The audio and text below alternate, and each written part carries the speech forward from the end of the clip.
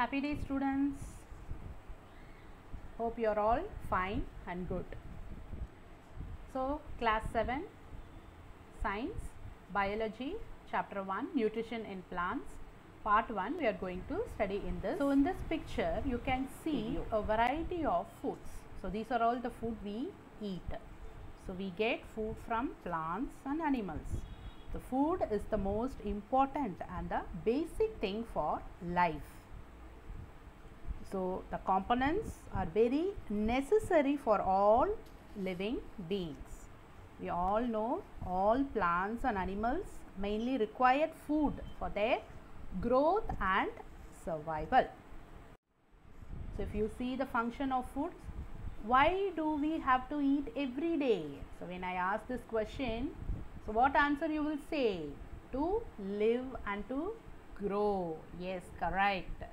To live, to grow, to lead the life process, to keep you healthy, satisfy your hunger, prevent diseases, maintain your life process and supply energy for your metabolism, growth and development.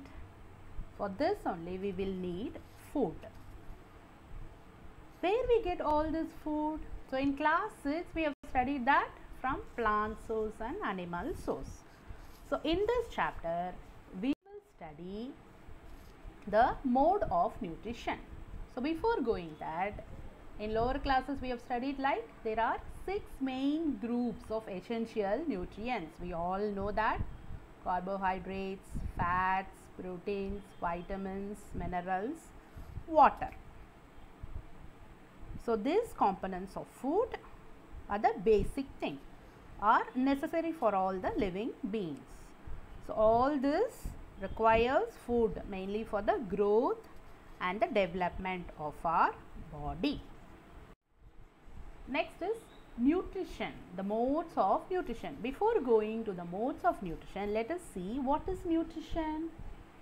Nutrition is the process of utilization of food by living organism to obtain energy for its growth and development.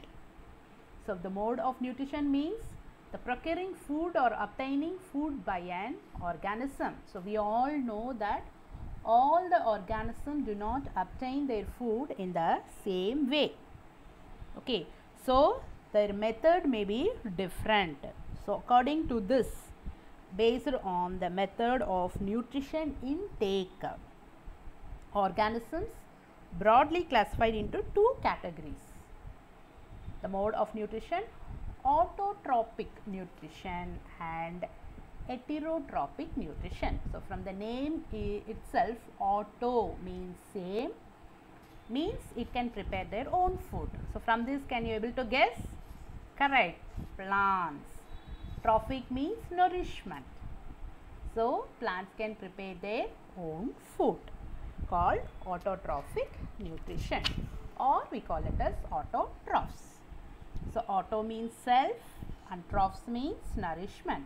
So, these organisms prepare their food themselves with the help of the simple substances. And next is heterotrophic nutrition, that is the nutrition depends on others for their food, that is they derive it from others. Hetero means different and troph means nourishment. Let's see the mode of nutrition in plants. As I discussed, auto means self and trophs means nourishment. So, plants are called autotrophs because it make their food themselves. So, the process by which the plants making of food themselves, we call it as autotrophic nutrition, and the autotrophic nutrition is found in green plants. We will just recall: auto means self and trophs means nourishment. So, can you all guess how plants can prepare their own food? We all studied in our lower classes. Yes, by the process of photosynthesis. Photosynthesis. So, what are the raw materials required for photosynthesis? How do plants prepare their food? Plants prepare their food by the help of raw materials. So what are the raw materials? It gathered from the surroundings. What are the raw materials? Carbon dioxide, water, minerals, sunlight and chlorophyll. So by this process, plants prepare their food by the help of the simple substances and the green pigment, that is the mainly one thing is the chlorophyll pigment and the sunlight. This process we call it as photosynthesis. We all know that leaves are the what? Leaves are the food factories, correct. So leaves are called the food factories of plants in which the photosynthesis takes place. And this process happens in the presence of sunlight as photo means what? Light. And synthesis means to combine. So we will combine light and all this process to combine. Synthesis means to combine. So hence the process name photosynthesis. I will repeat, leaves are called the food factories, we all know, because it produces only the food. There only the photosynthesis process takes place. Actually there are mainly 3 stages of photosynthesis. Let's see. Stage 1. So what happens? The raw materials like minerals, water absorbed by the roots and transported to the leaves through what? Branches, stems and the leaves. There are the photosynthesis equation, the oxygen is released in the atmosphere and the glucose is produced. So if you see, the carbon dioxide absorbed from air via leaf stomata, carbon dioxide plus water from the soil and energy from the sun, that is photons means light, and the chlorophyll in the chloroplast of the plant cells which gives C6H12O6. So this is the formula of the glucose molecule that we call it as sugar. That's a carbohydrate and gives out oxygen. And this simple form of carbohydrate is used to synthesize fats and proteins. So this is the photosynthesis equation. The stomata on leaves and chlorophyll, and presence of chlorophyll also we have studied. So the chlorophyll will capture the sunlight and along with other materials it prepares the food in the leaves.